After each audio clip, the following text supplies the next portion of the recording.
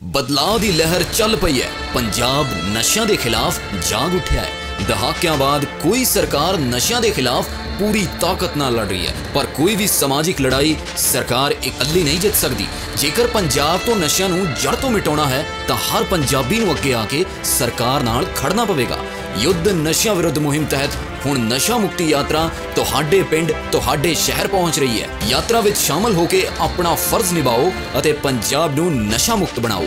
Operation सिंदूर के दौरान regiment of artillery का बहुत बड़ा योगदान था इस सेक्टर में। दुश्मन को मुंह तोड़ जवाब दिया। जो सिक्योरिटी थी उसको ना ध्यान में रखते हुए दुश्मन के सारे टारगेट्स को एंगेज किया।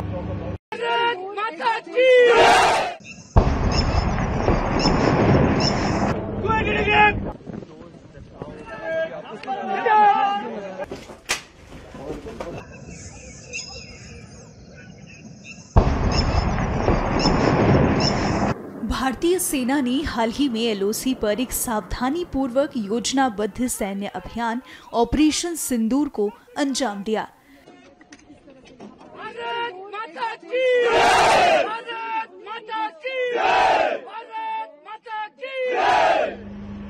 इस मिशन में उन्नत तकनीक और आधुनिक युद्ध प्रणालियों का इस्तेमाल किया गया, जो भारत की रक्षा क्षमताओं में एक मील का पत्थर साबित हुआ। यह अभियान बिना किसी हताहत के पूरा हुआ, जो भारतीय सेना की सटीकता और प्रभावशीलता को दिखाता है। ऑपरेशन सिंदूर ने दिखाया कैसे भारतीय सेना आधुनिक युद्ध उपकरणों और प्रणालियों का इस्तेमाल सीमा पर कर रही है।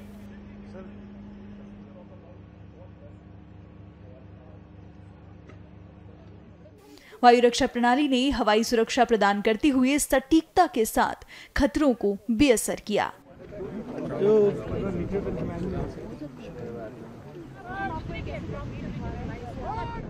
भूमिगत कमांड सेंटर ने दुश्मन की नजर में आए बिना निर्बाध समन्वय को सक्षम किया।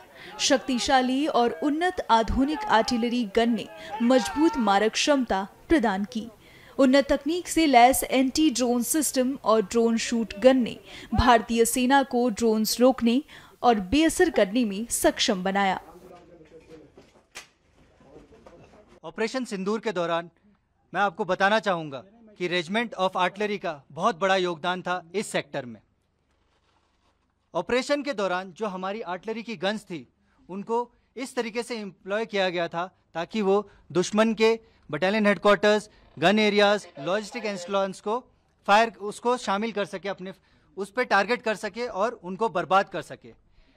इस चीज़ के लिए हमें आदेश मिले फायर डायरेक्शन सेंटर के।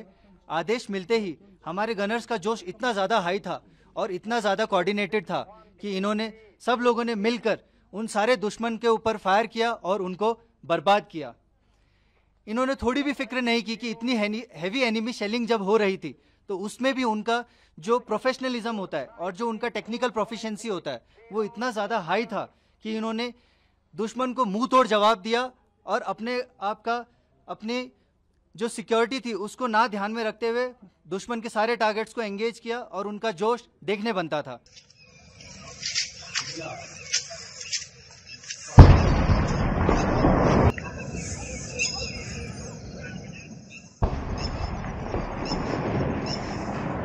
See, the role of artillery in this Operation Sindoor was to put down the enemy fire and to punish him whenever he was targeting civilian infrastructure.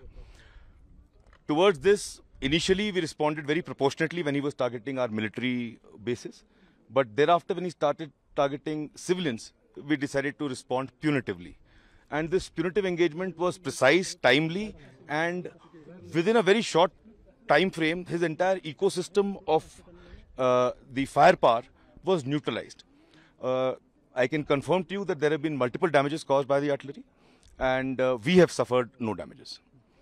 As far as somebody was asking me about technology, this technology is now deep rooted in every unit and subunit of the Indian Army. And each of my gunners is a techno warrior.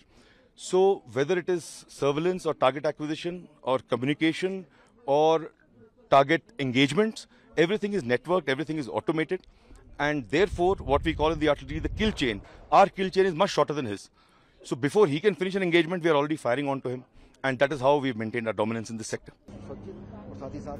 भारतीय सेना ने सटीक गोलाबारी के साथ जोरदार जवाबी कार्रवाई की, खतरों को प्रभावी रूप से बेअसर किया। ऑपरेशन सिंदूर भारतीय सैन्य रणनीति में एक नया पृष्ठ जोड़ती है, जिसमें अनुशासन, उन्नत तकनीक और सामरिक प्रतिभा का मिश्रण शामिल है। नियंत्रण रेखा पर तनाव जारी रहने के बावजूद भारत के रक्षा बल सतर्क हैं और राष्ट्र की सुरक्षा के लिए दृढ़ संकल्पित हैं।